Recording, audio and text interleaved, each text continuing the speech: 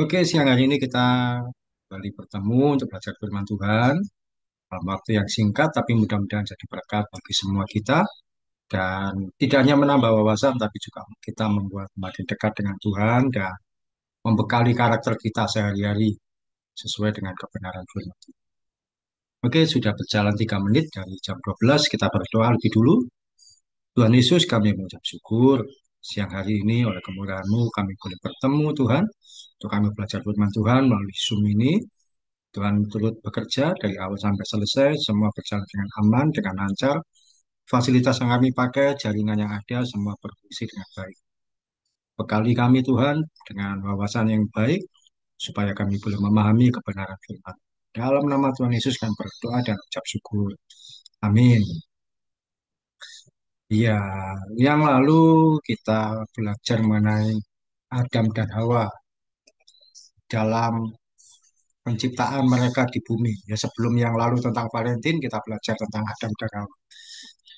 Yaitu ketika mereka ditempatkan oleh Tuhan di bumi untuk mereka bekerja, berkuasa, dan juga mereka memiliki gambar yang serupa dengan Tuhan dan memiliki kebebasan yang terbatas.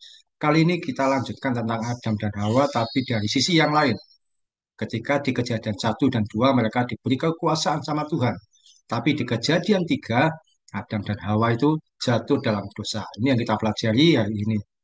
Adam dan Hawa itu ditempatkan oleh Tuhan di Taman Eden. Saya ada ini ada ilustrasi gambarnya. Sebentar. Ya, Adam dan Hawa ditempatkan di Taman Eden untuk menguasai seluruh isi taman ini. Nah, ini ya, sudah kelihatan. Jadi ditempatkan di taman yang indah, taman yang baik, ada burung-burung, ada tumbuhan dan sebagainya. Kehidupan mereka, kehidupan yang ideal. Tuhan pun bisa berbicara dengan mereka secara langsung, mereka juga bisa mendengar suara Tuhan secara langsung. Adam dan Hawa diberikan kebebasan untuk mengelola semua jenis pohon dan tanaman. Meskipun kita juga belajar ada pohon yang tidak boleh dimakan, buahnya yaitu pohon pengetahuan yang baik dan jahat. Kita akan belajar bahwa ternyata mereka pun meskipun tinggal di Taman Eden, mereka juga selanjutnya terjebak di dalam dosa ketika dibujuk oleh ular. Kita akan pelajari dari Kejadian pasal 3. Jadi hari ini kita baca dari Kejadian 3 keseluruhan. Ya, maksudnya bertahap-bertahap. Meskipun nanti mungkin juga ada selingan ayat yang lain. Supaya tidak kesulitan membuka Alkitab, tidak memakan waktu, saya tuliskan bacaan firman Tuhannya dari sini. Kejadian 3 ayat 1 sampai 5. Itu yang akan kita baca. Untuk pertama, ya, Sinta baca ayat 1 sampai 3, nanti Nara ayat 4 sampai 5. Ini kelihatan, Sinta? Ya, silakan langsung dibaca dari sini saja, biar tidak kesulitan. Kejadian 3 ayat 1. Adapun ular ialah yang paling cerdik dari segala binatang di darat yang dijadikan oleh Tuhan Allah. Ular itu berkata kepada perempuan itu, tentulah Allah berfirman, semua pohon dalam taman ini jangan kamu makan buahnya, bukan? 2. Lalu saut perempuan itu kepada ular itu, buah pohon-pohonan dalam taman ini boleh kami makan. 3. Tetapi tentang buah pohon yang ada di tengah-tengah taman, Allah berfirman, jangan kamu makan ataupun raba buah itu, nanti kamu mati. Ya, dilanjutkan Nara ayat 4 sampai 5. Kelihatan, silakan. Ayat 4. Tetapi ular itu berkata kepada perempuan itu, sekali-kali kamu tidak akan mati. Ayat 5. Tapi Allah mengetahui bahwa pada waktu kamu memakannya, matamu akan terbuka, dan kamu akan menjadi seperti Allah, tahu tentang yang baik dan yang jahat. Iya, jadi di situ Adam dan Hawa ngobrol dengan ular. Itu yang pertama kali yang membuat mereka jatuh, itu ketika mereka ngobrol dengan ular. Ini ada gambarannya. Eh, Nah, ini ilustrasinya ularnya berkepala manusia. Jadi ularnya ngomong sama Adam dan Hawa. Kamu tidak akan mati kalau makan buah pohon itu. Padahal firman Tuhan sudah mengatakan apa? Ketika makan pohon itu, buah dari pohon itu akan mati. Jadi poin pertama adalah iblis selalu memutar balik kebenaran firman Tuhan. Iblis itu memutar balik kebenaran firman Tuhan. Yang sudah firman Tuhan tulis, ternyata sama iblis dirubah supaya orang itu berpikir. Firman Tuhan berkata, semua pohon dalam taman ini, eh, iblis berkata gini, tentulah Tuhan berfirman, semua pohon dalam taman ini jangan kamu makan buahnya. Benar nggak? Eh, semua pohon dalam taman ini tidak boleh dimakan. Menurut Cinta, apakah semua pohon dalam taman ini nggak boleh dimakan buahnya? Enggak, Kak. Padahal sebenarnya Tuhan berfirman, semua boleh dimakan kecuali satu. Jadi yang pertama dia memutar balik, iblis berkata, semua jangan kamu makan buahnya. Padahal Tuhan sudah mengatakan di kejadian 2 itu bahwa semua boleh dimakan kecuali satu. Terus iblis berkata lagi lewat ular itu, sekali-kali kamu tidak akan mati. Coba kita lihat di ayat ini, di ayat kejadian 2. Coba kita bandingkan nanti akan jadi satu di bacaan ini. Di ayat mana?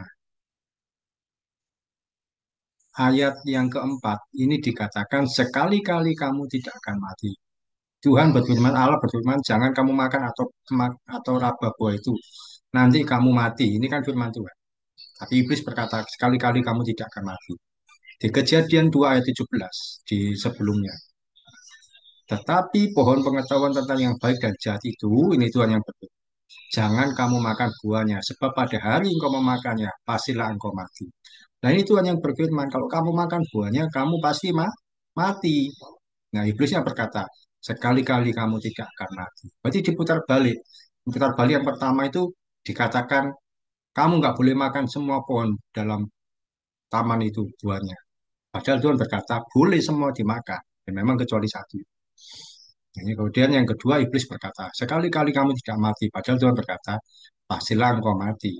Yang dimaksud itu mati itu adalah mati secara mati secara hubungan dengan Tuhan itu mati. Mati secara hati nuraninya mati.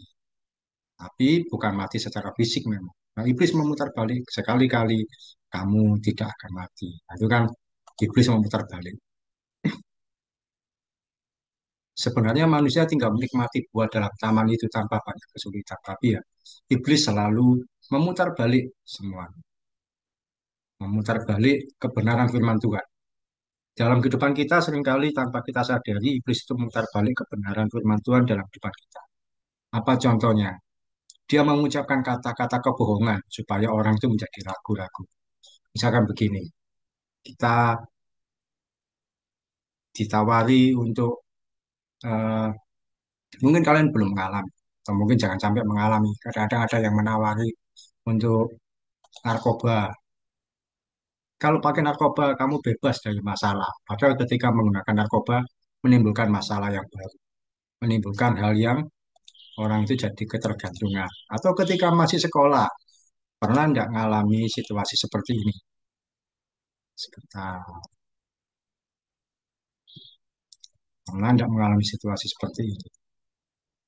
Nah, apa ini? Nara pernah nggak nyontek ulangan kayak gini? Pernah apa tidak? Belum pernah. Tahu nggak? Pernah tahu ada temannya nyontek, tahu apa tidak? Nah, tahu. Kalau Sinta, pernah ketika sekolah dulu nyontek kayak gini? Kenal. Oh, pernah. Kadang-kadang itu di dalam hati atau mungkin teman-teman berkata, nggak apa-apa nyontek, kan gurunya nggak melihat, gurunya nggak tahu, kan demi nilaimu baik. Atau kan banyak teman-teman juga nyontek. Padahal ketika mencontek ulangan teman, kita sedang berbuat tidak jujur. Jadi seringkali kita diputar balik sama iblis dengan hal-hal yang bertentangan dengan firman Tuhan. Atau misalkan bawa uang. tidak apa-apa, ambil saja uang itu, nanti bisa diganti lagi. Padahal kan ketika mengambil ya belum tentu kita bisa menggantinya. Atau mungkin berhubungan dengan orang lain, terus ada bisikan, terus tidak apa-apa melakukan yang seperti itu, tidak apa-apa. Padahal kalau sudah bertindak jauh, akhirnya ditinggalkan. Atau berbuat dosa, tidak apa-apa kalau berbuat dosa, nanti minta ampun lagi. Nah ini juga merupakan sesuatu yang menyesatkan. Kita harus jaga diri supaya tidak terjatuh dalam dosa. Kata mati itu bukan berarti manusia itu mati tidak bernafas. Mati dalam arti apa? Hubungan dengan Tuhan itu jadi terputus. Manusia jadi jauh dengan Tuhan. Manusia jadi terpisah dengan Tuhan. Nah, coba dibaca Nara, baca di sini. Nah, sebentar saya tampilkan. Yesaya 59 ayat 2. Nah, ini baca Nara. Kelihatan, Yesaya 59 ayat 2. Yesaya 59 ayat 2. Tapi yang merupakan pemisah antara kamu dan Allahmu ialah segala kejahatanmu, dengan membuat dia menyembunyikan diri terhadap kamu, sehingga ia tidak mendengar, ialah segala dosamu.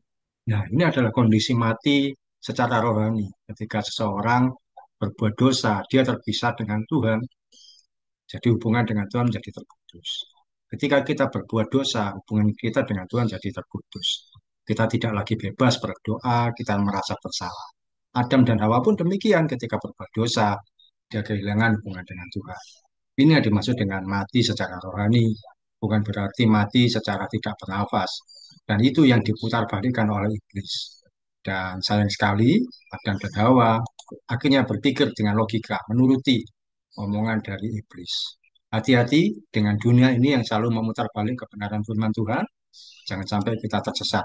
Sudahlah nggak apa-apa, sudahlah dengan orang itu nggak apa-apa, sudahlah dengan ini, berteman dengan dia enggak. Hati-hati, jangan sampai kita terbawa arus kebenaran, arus dunia yang salah, kebenaran firman Tuhan dibalik-balik di sana sini. Ini yang pertama bahwa iblis selalu memutar balik kebenaran firman supaya kita tidak salah dalam langkah.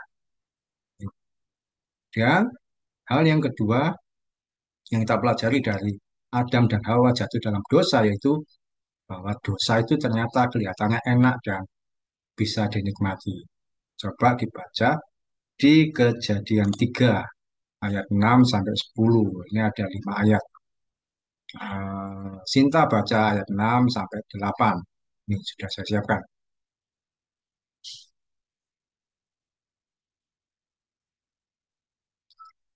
Kejadian 6, perempuan itu melihat bahwa buah pohon itu baik untuk dimakan dan sedap kelihatannya. Lagi pula pohon itu menarik hati karena memberi pengertian. Lalu ia mengambil dari buahnya dan dimakannya dan diberikannya juga kepada suaminya yang bersama-sama dengan dia. Dan suaminya pun memakannya. Lanjut, Pak. Ya, sampai 8. Sampai 8. 7. Maka terbukalah mata mereka berdua dan mereka tahu bahwa mereka telanjang. Lalu mereka menyemat daun pohon ara dan membuat cawat. 8. Ketika mereka mendengar bunyi langkah Tuhan Allah yang berjalan-jalan dalam taman itu pada waktu hari sejuk, bersembunyilah manusia dan istrinya itu terhadap Tuhan Allah di antara pohon-pohonan dalam taman. Amin. Nah, Nara 9 sampai 10. Ayat 9. Tetapi Tuhan Allah memanggil manusia itu dan berfirman kepadanya, di manakah engkau? Ayat 10. Ia menjawab, ketika aku mendengar bahwa engkau ada dalam taman ini, aku menjadi takut karena aku telanjang. Sebab itu aku bersembunyi. Iya, bagian kedua dari pembelajaran Adam dan Hawa jatuh dalam dosa, yaitu bahwa dosa itu selalu kelihatan enak dan bisa dinikmati. Dosa selalu kelihatan enak, karena itu tadi kan di firman Tuhan ditulis, mereka melihat bahwa buah dalam taman itu sedap kelihatannya. Sedap kelihatannya berarti kan buah itu kelihatan enak. Ini ada penggambaran, walaupun ya mungkin tidak seperti ini ya, kira-kira saja. Ada seorang tokoh Alkitab menggambarkan bahwa buahnya itu seperti apel. Jadi ketika dia dilihat, kelihatannya enak, kelihatannya menyenangkan. Kalau orang Islam menamakan buah kuldi, apa benar buah kuldi ya kita tidak tahu. Tapi ya kita ikuti firman Tuhan bahwa itu adalah buah pengetahuan yang baik dan jahat. Kelihatannya menyenangkan. Jadi ini yang membuat Adam dan Hawa akhirnya tertarik. Coba ya, yang ini kan belum pernah kita makan.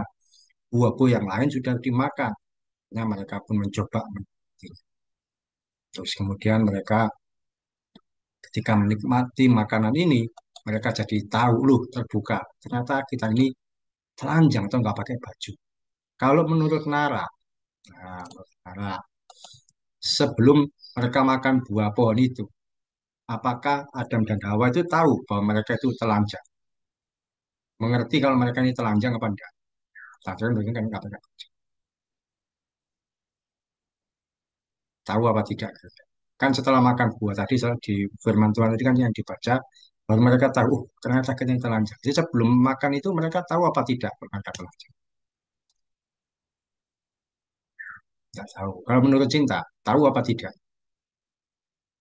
Enggak, Pak. Ya, tidak menyadari itu.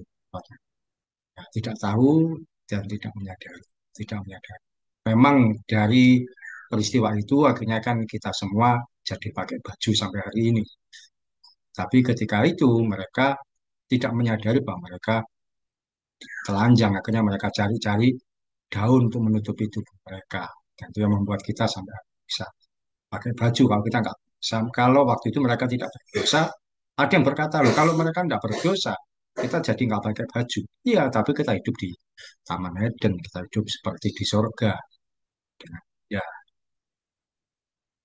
apa poin yang kedua yaitu bahwa dosa itu sedap kelihatannya. Dosa itu kelihatan enak. Dosa itu kelihatan indah dipandang sehingga membuat orang itu senang untuk berbuat dosa, senang untuk melakukannya, senang untuk berbuat yang salah. Contohnya begini, orang yang judi online itu kalau menang enak apa enggak? Menurut Cinta orang kan sekarang banyak judi online. Orang menang judi online itu enak apa enggak? Enak, Pak. Enak, kalau menang enak. Bisa dapat uang banyak. Tapi orang yang main judi online tidak akan pernah berhenti satu kali. Dia akan terus bermain lagi sampai segala sesuatunya habis dan dia bangkrut. Lalu ambil uang yang bukan miliknya atau melakukan kejahatan supaya bisa cepat dapat uang. Jadi dosa itu enak kelihatannya, tapi menghancurkan diri sendiri. Sama sekarang banyak orang kasus kehilangan motor. Orang mengambil motor orang lain itu enak apa enggak menurut Nara? Orang ngambil motor orang lain. Sekarang kan banyak terjadi pencurian motor. Ambil motor yang bukan miliknya. Enak apa enggak? Bagi orang yang mengambil. Enak apa enggak? Enak, iya. Karena dia nggak perlu nyicil motor, nggak perlu bayar motor, nggak perlu bayar pajak atau apapun. Dia tinggal ngambil. Kan kelihatan di CCTV. Sampai malam-malam pun kadang ada orang ambil motor. Motor diambil merusak kunci cuma berapa detik. Kelihatannya enak, gampang mendapatkannya motor yang mahal. Tapi kalau ketahuan, bisa dia bisa dianiaya orang banyak, dipukuli, diajar, bahkan mungkin ada yang sampai mati. Nah, itu kalau nggak ketahuan gimana? Kalau nggak ketahuan, hatinya akan gelisah sepanjang umur hidupnya. Ada saja situasi yang tidak menyenangkan di alam. Jadi dosa itu memang kelihatannya enak, indah, dan mudah, tapi sebaiknya hindari situasi yang membawa pada dosa. Ada uang di depan kita, dompet di depan kita yang bukan milik kita, enak apa enggak? Padahal kita tahu siapa pemiliknya. Enak kalau diambil. Tapi itu akan membawa kita pada dosa. Seringkali ada situasi-situasi tertentu di depan kita, baik itu mata, kata-kata, maupun hati, itu yang membawa kita pada dosa, kita jaga supaya kita tidak mudah jatuh dalam. Jadi, poin yang kedua itu dosa itu selalu kelihatan enak dan bisa dinikmati. Dosa tidak pernah memberikan dampaknya lebih dulu. Maksudnya begini, kita tidak pernah diomongi, mungkin misalkan eh, orang jadi ingat bahayanya, enggak, tapi dia akan diingatkan hal yang menyenangkan, hal yang enak. Tapi itu yang membuat kita jadi jauh dari Tuhan. Itu yang kedua, bahwa dosa itu selalu indah, selalu enak, sedap kelihatannya. Firman Tuhan tadi kan juga sedap kelihatannya. Jadi jangan kita terjebak di dalamnya supaya kita tidak jangan sampai kita menghancurkan diri sendiri. Orang nyontek juga enak, tapi kan itu menghancurkan diri sendiri. Yang pertama, poinnya itu iblis iblis memutar balik kebenaran firman Tuhan. Seakan-akan boleh, padahal tidak boleh. Seakan-akan tidak apa-apa, padahal itu membahayakan. Eh, Dulu ya, waktu ada seorang anak SMA tahun berapa itu, saya lupa, tahun 2000-an, ketika ulangan, ujian akhir, ada satu anak SMA, anak Tuhan, anak Kristen, anak persekutuan doa. Dia cerita pada saya, Kak, ketika ulangan teman-teman itu sebenarnya nggak berani nyontek, gurunya keluar. Terus satu kali gurunya kembali terus ngomong, kalian saya kasih kesempatan, kenapa nggak malah nyontek, malah takut-takut. Akhirnya teman-teman yang lain buka buku, saling nyontek, saling lihat, saling tanya. Tapi anak satu ini, dia tetap tidak mau nyontek walaupun gurunya memberi kesempatan. Gurunya tidak apa-apa, gurunya membuka, oh enggak apa-apa, nyontek. Tadi saya tinggal tuh saya kasih kesempatan. Terus sekarang silakan. Tapi satu anak ini tidak mau nyontek. Akhirnya hasilnya apa? Ketika pengumuman, yang lain nilainya bagus-bagus lulus. Satu anak ini yang tidak lulus. Karena apa ya? Dia ngerjakan sendiri, ternyata juga banyak kesalahan. Nah, terus mau bagaimana? Apakah lebih baik nyontek kalau begitu? Tentu ya jangan. Tetaplah berjalan dengan benar, yang sesuai dengan Tuhan. Supaya kehidupan kita berjalan dengan baik, dengan jujur. Kalau dulu sekolah sempat nyontek ya, ketika berikutnya belajar untuk hidup dengan jujur. Supaya kehidupan kita ini tidak sulit. Orang yang hidupnya jujur itu mudah untuk segala sesuatunya, tapi kalau tidak jujur akan menyulitkan diri sendiri. Poin yang ketiga, poin yang terakhir, yaitu bahwa ya, adanya mereka itu saling menuding kesalahan. Coba kita baca di Kejadian 3 ayat 11 sampai 13. Kejadian 3 ayat 11 sampai 13. Tuh, tuh. Nah, Nara sekarang baca Kejadian 11 sampai 12, nanti Sinta ayat 13. Ayat 11, firman-Nya, siapakah yang memberitahukan kepadamu bahwa engkau telanjang? Apakah engkau makan dari buah pohon yang kularang kau makan itu? Ayat 12, manusia itu menjawab, perempuan yang kau tempatkan di sisiku, dialah yang memberi dari buah pohon itu kepadaku, maka aku makan. Sinta 13. Dan bagaimana Tuhan Allah kepada perempuan itu? Apakah yang telah kau perbuat ini? Jawab perempuan itu, ular itu yang memperdaya aku, maka aku makan. Iya, ketika Tuhan tahu bahwa mereka bersalah, mereka sembunyi pakai menutupi tubuhnya pakai daun-daun. Nah, Tuhan terus eh, bertanya kepada Adam, mengapa Adam ditanya atau manusia yang laki-laki itu? Karena kan dia yang bertanggung jawab. Adam yang ditanya, apa kamu makan dari buah pohon itu? Mestinya Adam ini jawab bagaimana menurut Cinta? Kan ini di ayat 11 ditanya, apa engkau makan dari buah pohon yang kularang engkau makan itu? Mestinya Adam menjawab bagaimana? Iya, Pak. Iya, nggak usah berputar-putar. Iya, saya makan.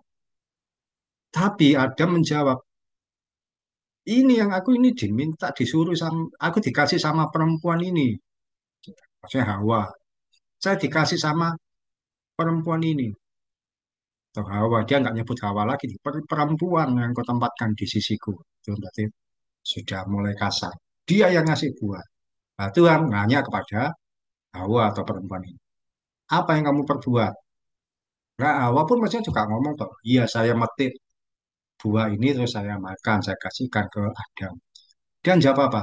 Ular. Jadi Adam menuding ke Hawa, Hawa menuding ke ular. Merasa dibohongi sama ular, merasa dipercaya. Aku makan. Yang adalah ciri-ciri manusia itu ketika sudah berbuat dosa. Jadinya apa? Jadinya itu saling menyalahkan, saling menuding kesalahan, saling tidak mau disalahkan. Pokoknya cari kambing hitam. Kambing hitam itu apa? Kambing hitam itu adalah menyalahkan orang lain. Paling enak itu menyalahkan orang daripada diri sendiri. Ini ada contoh gambar. Kacanya pecah karena ada main bola. Ini tiga bersaudara. Bapaknya marah-marah, nuding ke anak yang ini. Dia nggak terima, nuding ke yang saudaranya satunya, adiknya. Enggak, bukan aku, tapi ini. Nah, ini kan adiknya kebetulan megang bola, akhirnya bola ditaruh. Menurut Nara, semestinya bagaimana mereka bersaudara ini? Semestinya menuding satu dengan yang lain atau bagaimana sebaiknya? Yang benar bagaimana? Sebaiknya bagaimana? Kan saling menuding. Oh, ini salah ini. Sebaiknya bagaimana? Nggak saling nuding. Ya, nggak saling menuding. Tapi apa? Lebih baik ngakui. Karena sama-sama main bolanya kan bertiga. Iya, kami main bola. Nggak sengaja memecahkan kaca. Memang memecahkan kaca tidak mungkin tiga orang. Mungkin yang ini atau yang itu. Tapi kan sama-sama main bola. Ya, kami main sama-sama. Jadi akhirnya kacanya pecah. Dosa membuat orang itu jadi mudah menyalahkan orang lain. Ketika Tuhan marah karena Adam dan Hawa melanggar peraturan dari Tuhan, mereka saling menuding kesalahan. Kalau orang berbuat kesalahan atau dosa, cenderung untuk menutupi, membenarkan diri sendiri, dan menyalahkan orang lain. Bukankah lebih baik kita menyadari kesalahan yang kita perbuat, lalu kita minta ampun di hadapan Tuhan dan minta maaf ke orang lain. Jadi kita misalkan ada kesalahan, nggak tahu siapa yang berbuat sebenarnya dalam sebuah masalah kita pasti ada kesalahan. Kita minta ampun ke Tuhan, terus minta maaf ke orang lain. Maaf ya, saya berbuat salah atau misalkan maaf ya, jadi ada masalah seperti ini. Bahkan lebih baik lagi kalau kita bisa jadi pribadi yang bertanggung jawab. Pribadi yang bertanggung jawab itu apa? Kita rendah hati berkata bahwa saya salah dan minta maaf untuk kesalahpahaman yang terjadi. Seringkali orang-orang termasuk anak Tuhan itu saling menyembunyikan diri sendiri, tidak mau untuk mengakui kesalahan. Sekali lagi kalau ada kesalahan lebih baik apa? Kita tanggung jawab dengan rendah hati berkata bahwa ya saya salah. Saya minta maaf untuk kesalahpahaman yang pernah terjadi atau kesalahpahaman yang terjadi. Sudah nggak usah ngurus siapa yang salah, siapa yang benar, dan sebagainya. Ya, oke, itu yang kita sharingkan pada siang hari ini. Sebelum kita selesai, ketika melakukan kesalahan, apakah Sinta, apakah Nara pernah menyalahkan orang lain sebagai bentuk membela diri? Kalau pernah, ya, kalau apa itu contohnya? Kalau dari saya, eh, mungkin saya pernah ketika ada satu kesalahan, misalkan waktu itu saya jadi guru, terus eh, belum mengumpulkan tugas, diminta kepala sekolah. Harus mengumpulkan tugas penilaian. Ini saya belum selesai, saya belum mengerjakan. Saya belum menyelesaikan dengan apa yang saya lakukan supaya saya tetap dianggap baik sama kepala sekolah. Saya menuding, oh itu ini tugas TU-nya yang belum menyerahkan ke saya, belum ngasih apa bentuk penilaian yang saya minta. Atau mungkin saya nuding ke yang lain, saya belum tahu bentuknya bagaimana. Atau saya menyalahkan juga, oh ini saya masih mengajar anak-anak, masih belum selesai semuanya, belum sempat mengerjakan. Padahal lebih baik kan berkata, ya memang saya belum mengerjakan dengan baik, belum tepat waktu, belum selesai. Nah, waktu itu saya masih suka menyalahkan orang lain. Tapi sekarang saya mulai belajar, kalaupun saya tidak bisa menyalahkan orang lain, kalau memang ada kesalahan orang lain, lebih baik saya ambil kesempatan untuk saya tidak menyalahkan orang lain, tapi saya baik. Ya sudah lah, kalau ada kesalahan saya minta maaf. Dan itu sudah seringkali saya lakukan. Jika saya melakukan bahwa saya tidak menyalahkan orang lain, saya minta maaf, justru malah Tuhan yang membela saya. Orang-orang yang berbuat salah ke saya, yang mereka mengalami akibatnya. Nara pernah tidak ketika kamu berbuat kesalahan, kamu menyalahkan orang lain? Nah, di mana? Atau mungkin di sekolah. karena kamu mau membela diri. Pernah? Pernah. Ya, waktu apa itu?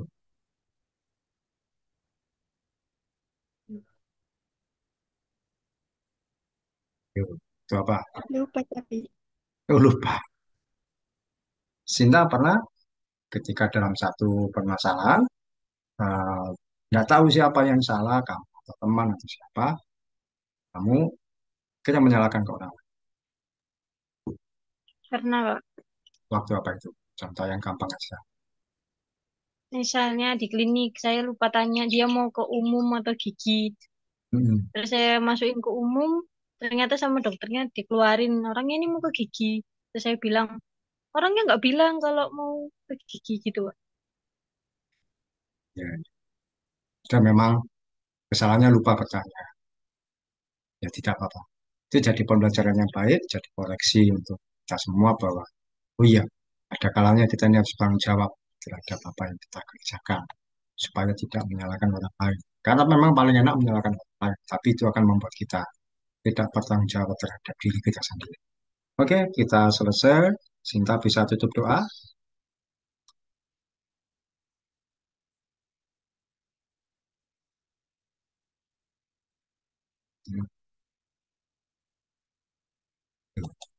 Diam.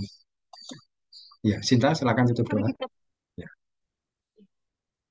Dan Yesus, terima kasih Tuhan atas kesempatan yang Kau berikan. Kami bisa melakukan Zoom lagi Tuhan di hari ini. Kiranya Tuhan berkati Pak Oki yang telah mengajar kami. Berkati kami juga masing-masing ya Bapak. Kiranya Engkau tetap sertai kami Tuhan dalam keseharian kami. Terima kasih Tuhan Yesus. Hanya di dalam nama kami sudah berdoa dan mengucap syukur. Haleluya. Amin. Oke, terima kasih. Terima kasih.